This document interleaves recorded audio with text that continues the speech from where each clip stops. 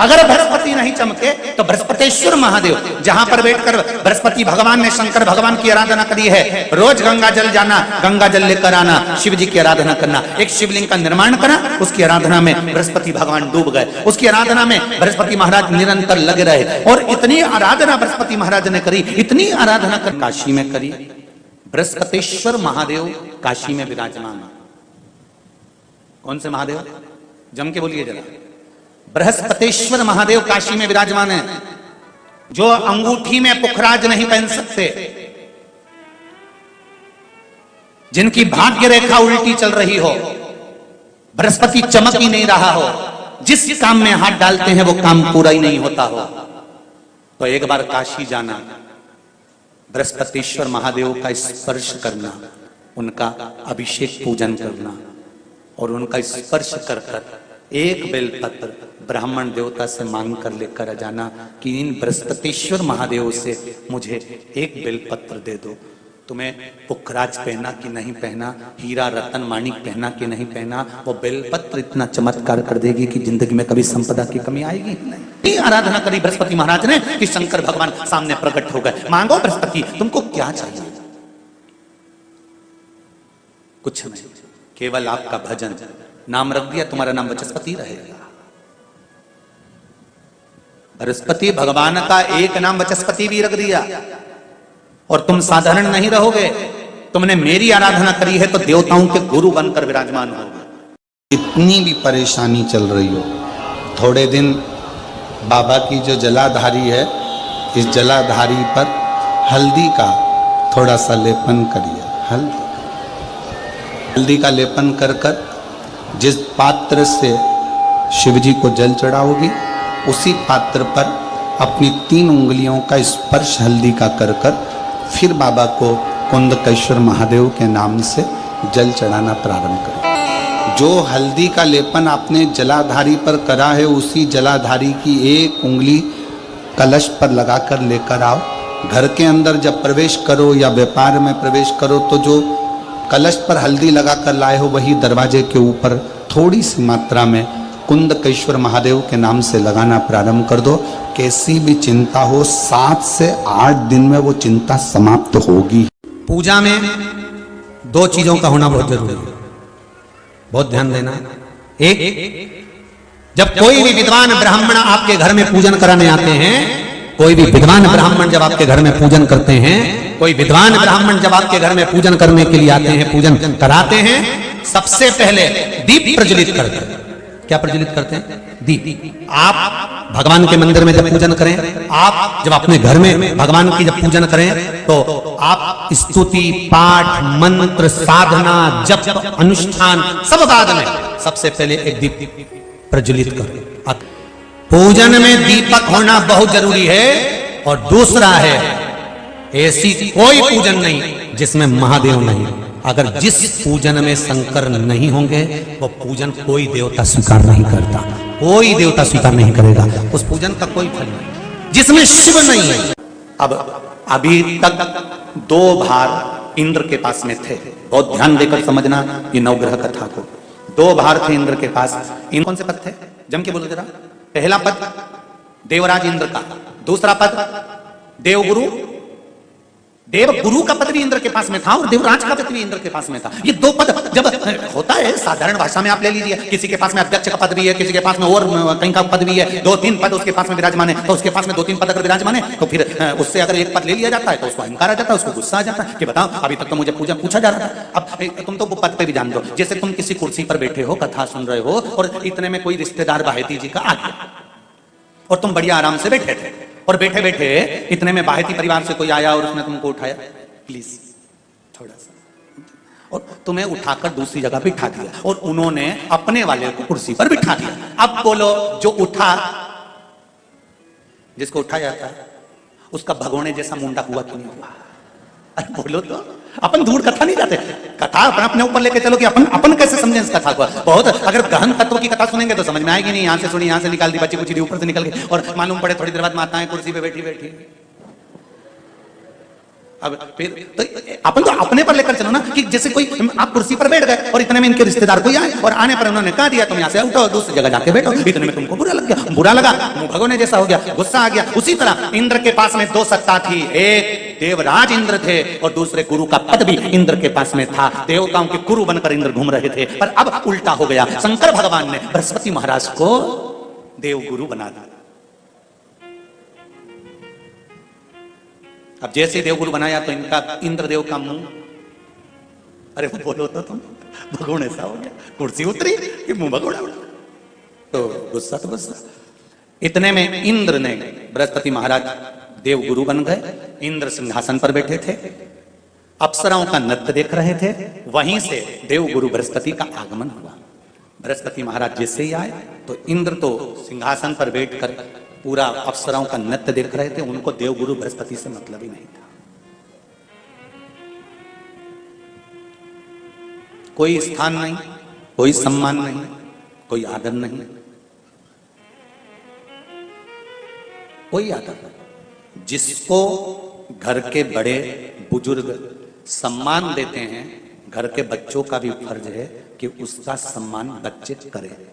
सही है कि गलत है?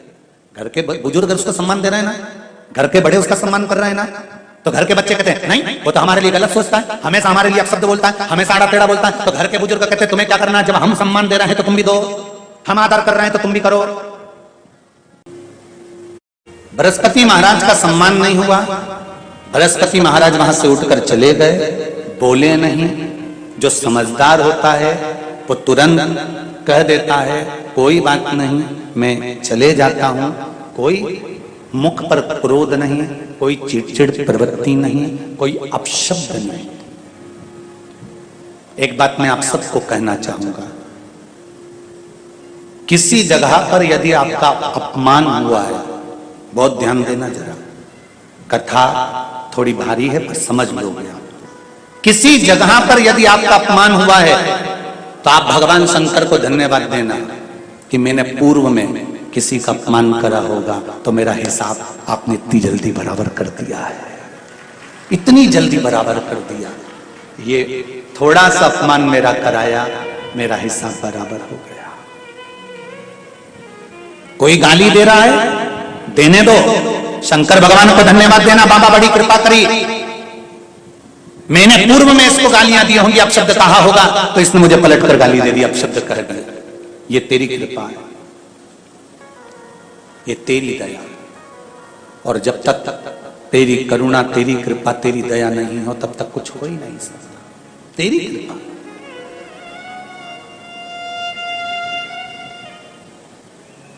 भगवान से कहो, हे देवादि देव महादेव, मैं ये नहीं कहता कि मुझे रोने मत देना, क्योंकि कर्म का भोग तो मुझे भोगना पड़ेगा। देवादिदेव महादेव से कहो, हे देवादिदेव महादेव, मैं ये नहीं कहता कि मुझे रोने मत देना, पर इतना जरूर कहता हूं तेरे सिवा किसी दूसरे के आगे झुकने मत देना, बस इतनी कृपा कर। तुमसे पूछे कि सत्यनारायण जी की कथा कहां से निकली है तो आप बता सकते हो स्कंद पुराण से निकली है। स्कंद पुराण में सत्यनारायण भगवान का चरित्र वर्णन किया गया।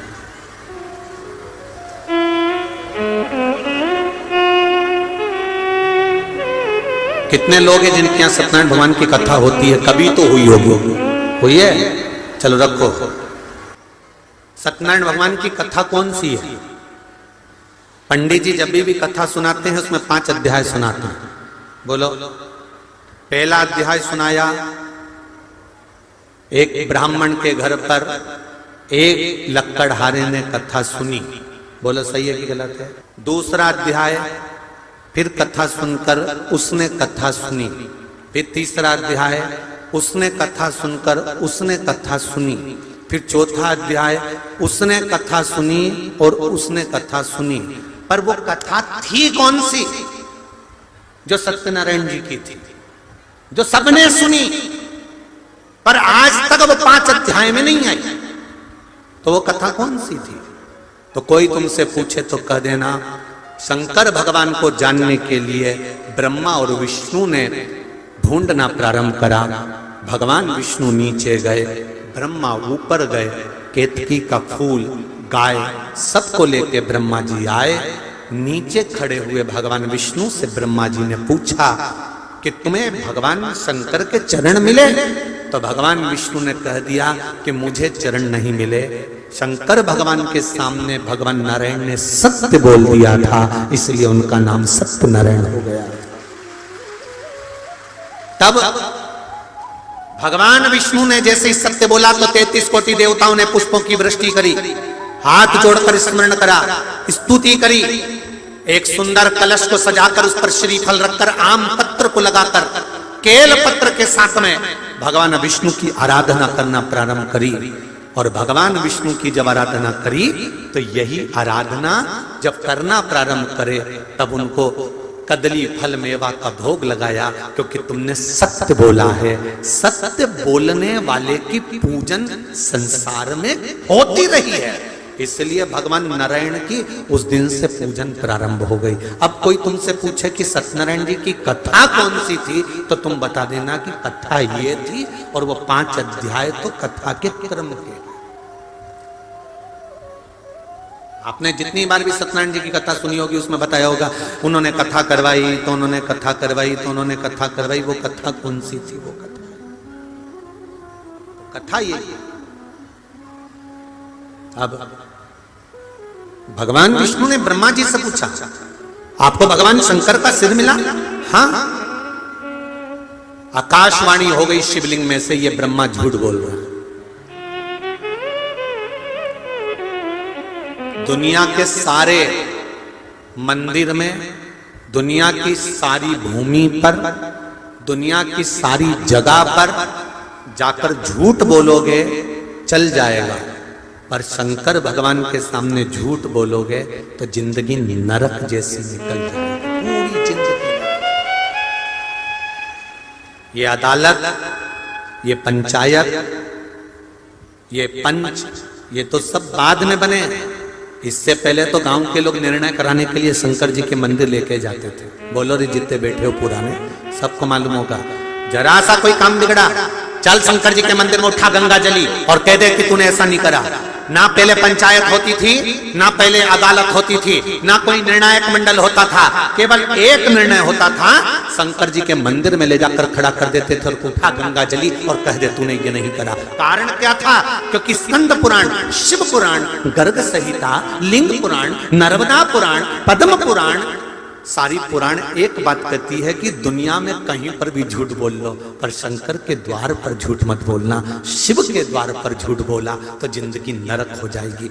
ब्रह्मा जी ने शंकर जी के सामने झूठ बोल दिया। और क्या झूठ बोला? कि मुझे शिव जी का सिर मिल गया।